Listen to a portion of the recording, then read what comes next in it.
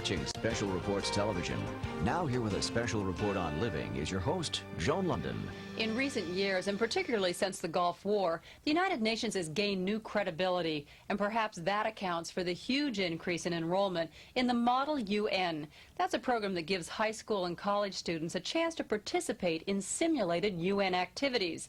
In this Living Special Report, we take a look at how these would-be diplomats learn about the world by trying to solve its problems. India is present. Here at Bentley College in Massachusetts, over 200 high school students have gathered for a Model UN role-playing weekend. And why have you called on Iraq to eliminate Iraq's self-defense mechanism? While the Security Council debates lifting sanctions against Iraq, the Budget Committee decides how to allocate the UN's $1.2 billion budget. Human rights, that'll be an easy one to defend.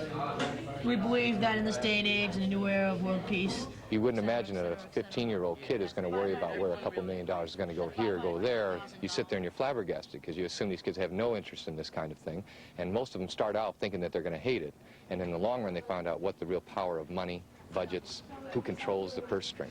It educates a person unbelievably. Only when you understand the perspective of other countries, only then can you really in full understand the issues. I thought I already got signatures. Yes.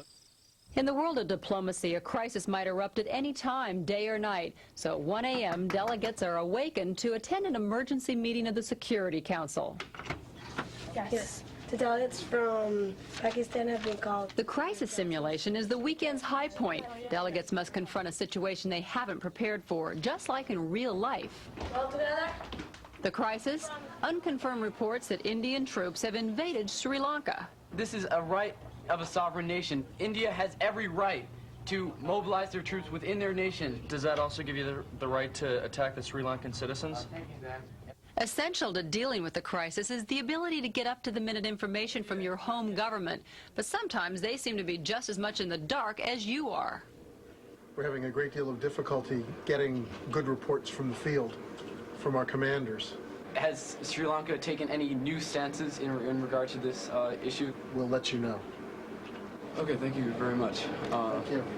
This makes absolutely no sense. I mean, it's making none. So, okay, I'm just... Meanwhile, the delegates have started to caucus to map out their strategies, and the heat on India is mounting. I'm not waiting. We're waiting for facts to be brought in from our home government. Amidst this confusion, the home government seem to be orchestrating events. What we've told the Sri Lankans is that the Indians went crazy, and there was raping and pillaging and murdering in 10 villages. The Indians have been told that it's true, but they can't admit it. We have no reason to believe that our troops are opening fire on civilians. I'm sorry, but they are. As the night wears on, some delegates fade while others continue to hang tough. No country.